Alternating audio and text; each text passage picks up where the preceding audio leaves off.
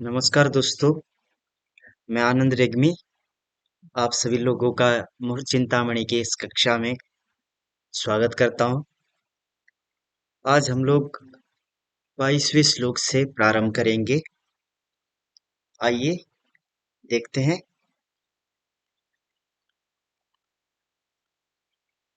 गृह प्रवेशे यात्रायां विवाहे च यथाक्रमं भौमास्विनीं सनौ ब्राह्मं गुरौ पुष्यं विवर्जयेत्। गृह प्रवेशे, गृह प्रवेश अर्थात घर के प्रवेश में, जब गृह प्रवेश करना हो। यात्रायाम, यात्रा में। और विवाहे च, विवाह में। यथा क्रमम, जिस प्रकार से बताया गया है उस क्रम से। किसको त्याग देना चाहिए? तो भौमास्विनीम, सनौ ब्राह्मम और गुरोपस्यम, इनको क्रमशः जोड़ना है। तो भौमास्विनीम को गृह प्रवेश के साथ जोड़ दीजिए, सनौ ब्राह्मम को यात्रायाम के साथ जोड़ दीजिए और गुरोपुष्यम को विवाह के साथ जोड़ दीजिए। तो गृह प्रवेश में भौम अर्थात मंगलवार और अश्विनी नक्षत्र, इन दोनों को त्याग देना चाहिए। यात्रायाम, यात्रा में कहीं का अगर आपको यात्रा करना हो तो उसमें सनऊ, शनिवार को, और ब्राह्म अर्थात रोहिणी नक्षत्र। क्यों? क्योंकि रोहिणी नक्षत्र के जो स्वामी है वह ब्रह्मा है, इसलिए ब्राह्म यानी कि रोहिणी, इन दोनों का अगर संयोग हो रहा तो यात्रायाम, यात्रा में उसको त्याग दीजिए। अकेले अकेले की बात नहीं हो रही है यहाँ पर। वार और नक्षत्र ये दो अगर साथ में मिलते हैं, अर्थात शनिवार के दिन में अगर रोहिणी नक्षत्र भी पड़ता है तो उस समय में यात्रा त्याग देनी चाहिए। और गुरव पुष्यम, विवाहे, विवाह के समय में, गुरव पुष्यम, जिस दिन गुरुवार और पुष्य नक्षत्र का संयोग हो जाए, गुरुवार के दिन में पुष्य नक्षत्र पड़ जाए, तो वैसे समय में विवाह भी नहीं करना चाहिए। तो गृह प्रवेश है, गृह प्रवेश में, यात्रायाम, यात्रा के समय में, और विवाहे च, विवाह में, यथाक्रमम, क्रमशः। भौमाश्विनी, मंगलवार और अश्विनी नक्षत्र को गृह प्रवेश में, शनिवार और रोहिणी नक्षत्र को यात्रा में, और गुरु पुष्यम, गुरुवार और पुष्य नक्षत्र को विवाहे वर्जेत, विवाह में त्याग देना चाहिए। अब चलते हैं नेक्स्ट श्लोक में। यहाँ पर आनंदादि योगों की चर्चा की गई है। हमारे पास दो योग होते हैं, एक विस्कुम्बादि योग और एक आनंदादि योग। तो यहाँ पर आनंदादि योगों की चर्चा है। आनन्दाख्यः कालदण्डस्य धूम्रो धाता सौम्यो ध्वांसकेतुक्रमेण श्रीवत्साख्यो वज्रकमुद्गरश्च छत्रं मित्रं मानसं पद्मलुम्बौ उत्पातमृत्युकिलकाणसिद्धि शुभो मृताख्यो मुसलो गदश्च मातङ्गरक्षश्चरसुस्थिराख्याः प्रवर्धमानाः फलदाः स्वनाम्ना। स्वनाम्ना फलदाह, ये जो आनंदादि योग होते हैं वह स्वनामना फलदाह, अपने नाम के अनुसार ही फलदाह, फल को देने वाले होते हैं। यानी कि जैसा नाम वैसा काम। देखिए, देखते हैं क्या है। तो सबसे पहले आनंद, आनंद योग कौन सा है? पहला योग है आनंद। आख्य, आख्य संज्ञक अर्थ में पहला योग कौन है? आनंद योग है। दूसरा योग है कालदंड, कालदंड नामक दूसरा योग है। तीसरा धूम्र, धूम्र योग है तीसरा। चतुर्थ है धाता। पांचवा है सौम्य। छठवा है ध्वांछ। सातवां केतु, क्रमेण अर्थात क्रमशः। आठवां है श्रीवत्स। नौवा वही आख्य, मतलब वही कथित संज्ञक अर्थ में यहाँ पर आख्य लिया जाता है। और नौवा है वज्रकम, वज्र योग। 10वां है मुद्गर योग। 11वां है छत्र योग। 12वां है मित्र योग। 13वां है मानस योग। 14वां है पद्म योग। 15वां है लुम्ब योग। 16वां है उत्पात योग। 17वां है मृत्यु योग। किला निश्चयार्थ में कांड 18वां योग। सिद्धि 19वां योग। शुभ 20वां योग। अमृत 21वां योग। मुसल 22वां। गद 23वां। मातंग 24वां। रक्ष अर्थात राक्षस 25वां। चर 26। सुस्थिर अथवा स्थिर 27। और प्रवर्धमान ये 28वां योग है। तो ऐसे जो आनंद आदि योग होते हैं वह कितने होते हैं? 28 होते हैं। और वैसे अगर हम लोग विस्कुम्भ आदि को देखते हैं तो विस्कुम्भ आदि योग जो होते हैं वह 27 होते हैं और आनंद आदि योग जो है वह 28 होते हैं। स्वनामना फलदा, ये अपने नाम के अनुसार ही फल देने वाले होते हैं। यद्यपि इसके जो अगला श्लोक है उसमें रामदैवज्ञ जी ने खुद ही बताया है कि कौन कौन सा योग त्यागना चाहिए। तो हम उसी की तरफ पढ़ते हैं। और इसको आनंद आदि योगों को कैसे निकालना है उसकी भी पद्धति बताई गई है, तो उसको देखते हैं।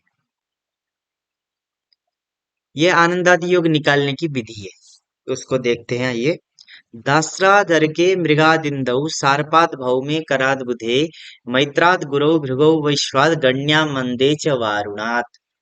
अब और के दासरात, अर्क अर्थात रविवार, रविवार के दिन में आपको किससे अगर आनंद आदि योग निकालना है तो किससे गणना करनी है? दस्र अर्थात अश्विनी नक्षत्र से।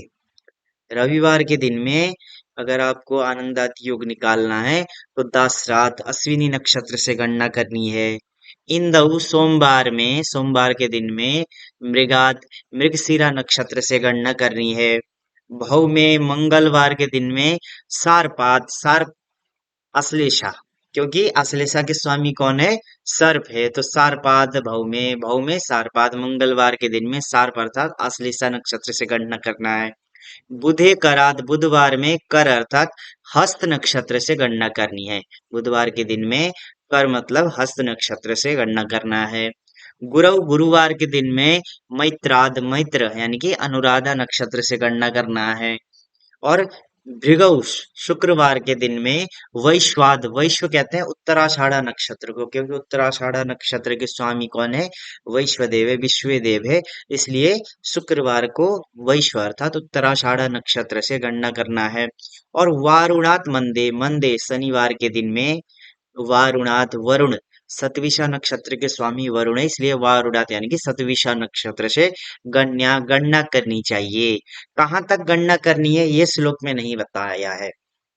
तो गणना करना है चंद्रमा के नक्षत्र तक। जैसे हम लोग प्रतिदिन जो पंचांग में नक्षत्र देखते हैं उसको हम लोग चंद्रमा का नक्षत्र बोलते हैं। तो वहां तक गणना करना है। और गणना करने के बाद जितनी संख्या आएगी उतने ही संख्या का आनंद आदि योग हो जाएगा। जैसे उदाहरण के लिए मैंने यहाँ पर दो नक्षत्र को लिया हुआ है, क्योंकि यहाँ पर हम लोगों को अभिजीत नक्षत्र की भी गणना करनी होती है। तो मैंने एक ये अभिजीत के बिना लिया है एक, और एक अभिजीत के सहित लिया है। तो जैसे आज मान लेते हैं रविवार है और आज कौन सा नक्षत्र है? हस्त नक्षत्र है। तो अब हम लोगों ने यहाँ देखा कि अर के दासरात, रविवार के दिन में दासर यानी कि अश्विनी नक्षत्र से गणना करना है। तो हम लोग अश्विनी नक्षत्र से गणना प्रारंभ करते हैं। कहाँ तक गिनते हुए जाना है? हस्त नक्षत्र तक। तो अश्विनी 1, भरणी 2, कृत्तिका 3, रोहिणी 4, मृगशिरा 5, आर्द्रा 6, पुनर्वसु 7, पुष्य 8, अश्लेषा 9, मगा 10, पूर्वा फाल्गुनी 11, उत्तरा फाल्गुनी 12 और हस्त 13। तो जो 13वां जो योग होगा वो आज के दिन में होगा। तो अब देखिए यहाँ पर 13वां योग, ये पहला हो गया, ये दूसरा हो गया, तीसरा, चौथा, पांचवा, छठवा, सातवां, आठवां, नौवां, 10वां, 11वां, 12वां, 13वां। तो आज के दिन में कौन सा योग हुआ? मानस योग हुआ। और यहाँ पे देखिए ये मानस योग हुआ। ये हुआ बिना अभिजीत को गणना किए, क्योंकि अभिजीत हम लोगों के रास्ते में अभी पड़ा ही नहीं है, तो उससे हम लोगों को अभी कुछ मतलब ही नहीं है। अब दूसरा उदाहरण अभिजीत के सहित का ले रहे हैं। सोमवार को मान लीजिए अब कि आज सोमवार है और आज सतविसा नक्षत्र है। तो यहाँ पर क्या कहा है? इंदौ मृगात, इंदौ अर्थात सोमवार के दिन में मृगात मृगशिरा नक्षत्र से गणना करनी चाहिए। कहाँ तक गणना करनी है? तो सतविशा तक।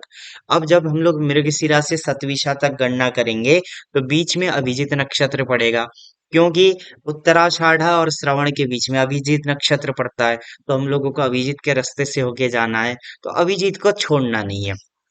तो आइए मृगशिरा से गणना करते हैं। तो मृगशिरा 1 हो गया, आर्द्रा 2, पुनर्वसु 3, पुष्य 4, आश्लेषा 5, मघा 6, पूर्वा फाल्गुनी 7, उत्तरा फाल्गुनी 8, हस्त 9, चित्रा 10, स्वाति 11, विशाखा 12, अनुराधा 13, ज्येष्ठा 14, मूल 15, पूर्वाषाढ़ा 16, उत्तराषाढ़ा 17, अभिजीत 18, श्रवण 19, धनिष्ठा 20 और शतविषा 21। तो शतविषा नक्षत्र आ गया। कितना संख्या आया? 21। तो अब हम लोगों को देखना है कि 21वां योग कौन सा है। तो 1, 2, 3, 4, 5, 6, 7, 8, 9, 10, 11, 12, 13, 14, 15, 16, 17, 18, 19, 20, 21। तो 21वां योग कौन सा है? अमृत योग है। तो इसलिए यहाँ पर क्या आ गया? अमृत योग।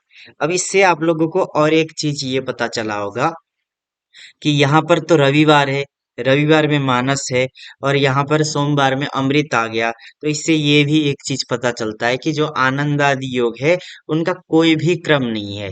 हो सकता है आज आनंद हो, कल मुदगर हो, कल मुदगर है तो परसों मानस हो, परसों मानस है तो नरसों काण योग हो। तो इसका कोई भी क्रम नहीं है। विष्कुम्भादि योगों में क्या होता है? एक क्रम से चीजें चलती है, लेकिन आनंद आदि योगों में कोई भी क्रम नहीं है, क्योंकि अलग अलग नक्षत्रों से गणना करनी होती है। तो ये चीज भी यहाँ पर आप लोगों को क्लियर हो गई होंगी। अब देखते हैं कि इन आनंद आदि योगों में कौन कौन से योगों को त्याग देना चाहिए, अथवा उन योगों में पूरा त्यागना है कि आधा त्यागना है कि कितना त्यागना है। तो वो आगे के श्लोक में हम लोग देखते हैं। अब ये परिहार, एक तरफ से इसको परिहार बोला जा सकता है, क्योंकि जब हम लोग पूरा का पूरा योग त्याग देंगे तो फिर कार्य किसमें करेंगे। तो उसके लिए इन्होंने एक सुविधा बना दी कि इतना इतना आप छोड़ दीजिए, जो बचा हुआ है उसमें आप शुभ कार्य कर सकते हैं। ध्वांछे वज्रे मुद्गरे चेषु नाड्यो वर्ज्या वेदाः पद्मलुम्बे गदेष्वाहा धूम्रे काणे मौसले भूर्द्वयं द्वे रक्षो मृत्युत्पात कालश्च सर्वे।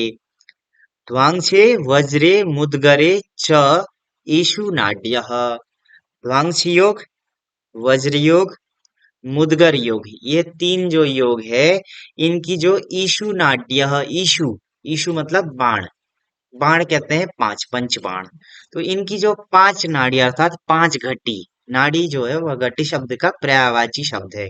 तो इनकी पांच नाड़ी यानी कि पांच घटी, और कब की पांच घटी?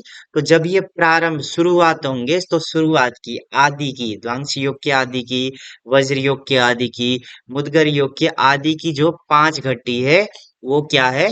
खराब है, वर्ज्य, त्याग देनी चाहिए। और अन्य जो बची हुई घटी है, नॉर्मली हम लोग 60 घटी मान के चलते हैं, तो बचा हुआ जो 55 घटी है वो क्या है? अच्छा है। उसके बाद देखते हैं पद्म लुम्बे वेदाह, पद्म योग और लुम्ब योग, ये जो दो योग है इनका वेदाह अर्थात चार जो घटी है वह आदि की वो खराब है। उसके अलावा सभी क्या है? शुभ है। उसके बाद चलते हैं तो गदे अश्वाहा, गद योग की अश्व, अश्व कहते हैं सात, तो अश्व यानी कि सात। तो गद योग की जो प्रारंभ की सात घटी है वो खराब है। उसके बाद बची हुई जितनी घटियां हैं वह क्या है?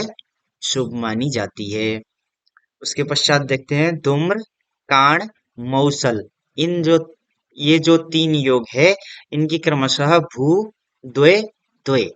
तो धूम्र को भू के साथ जोड़ना है, काण को द्वय के साथ जोड़ना है, और मौसल को द्वय के साथ जोड़ना है। तो धूम्र योग के प्रारंभ की भू अर्थात एक घटी, ये खराब है। काण योग के प्रारंभ की द्वय, दो घटी खराब है। और मौसले, मुसल योग की प्रारंभ की द्वय, दो घटी खराब है। तो ऐसे जानना चाहिए, धूम्र का भू मतलब एक, काण का द्वयम दो दो, और मौसल मुसल का द्वय अर्थात दो। तो इतनी घटी को त्यागने के बाद फिर आगे जो है वह शुभ है। उसके बाद रक्षा मृत्यु उत्पात कालाश्च सर्वे, रक्षा अर्थात राक्षस योग, मृत्यु योग, उत्पात योग और काल, काल योग अर्थात वही जो काल दंड है, ये जो चार योग है इनका सर्वे समस्त घटी क्या है खराब है, यानी कि पूरा ही पूरा इसको त्याग देना चाहिए। राक्षस योग, मृत्यु योग, उत्पात योग और काल योग, इनकी जो समस्त घटी है एक मध्यम 60 का मान के उसको गड्डी को लिया जाता है, तो पूरा का पूरा ही क्या है खराब है। और इनमें जो है वो क्या बता दिया है, परिहार बता दिया है, तो इसको ऐसे जाना जाता है। आगे देखते हैं। अब रवि योग, रवि योग जो है वह अच्छा योग है, जैसे कि यहाँ पर हम लोगों को श्लोक में भी अभी दिखेगा, तो इसको देखते हैं। सूर्य भात वेद गोतर्क दिग्विश्व नख संमिते चंद्रर्क्षे रवि योग स्युर दोष संग विनाशकाः। सूर्य भात, सूर्य भात अर्थात सूर्य नक्षत्रात, जैसे मैंने पहले भी बताया था कि भ जो शब्द है वो नक्षत्र और राशि का पर्यायवाची शब्द है, तो यहाँ पर हम लोग नक्षत्र लेंगे। तो सूर्य भात अर्थात सूर्य नक्षत्रात, सूर्य के नक्षत्र से चंद्र अर्क्षे, चंद्रमा का जो ऋक्ष, ऋक्ष के भी दो अर्थ होते हैं, एक नक्षत्र अर्थ होता है, एक राशि अर्थ होता है, लेकिन हम लोग यहाँ पर क्या लेंगे, नक्षत्र अर्थ लेंगे। तो सूर्य भात सूर्य के नक्षत्र से चंद्र अक्षय जो चंद्रमा का नक्षत्र है वो वहां तक गिनने पर अगर वेद अर्थात चार, वेद मतलब चार, गो, गो कहते हैं नौ, नौ संख्या लिया जाता है, तर्क से 6 संख्या लिया जाता है, दिक 10, दिशाएं 10 होती है तो दिक से 10 लिया जाता है, विश्व से 13 संख्या लिया जाता है, नख, नख मतलब नाखून, नाखून तो हाथ में 10 नाखून होते हैं, पैर में 10 नाखून, तो ऐसे नख मतलब कितना लिया जाता है, 20 लिया जाता है।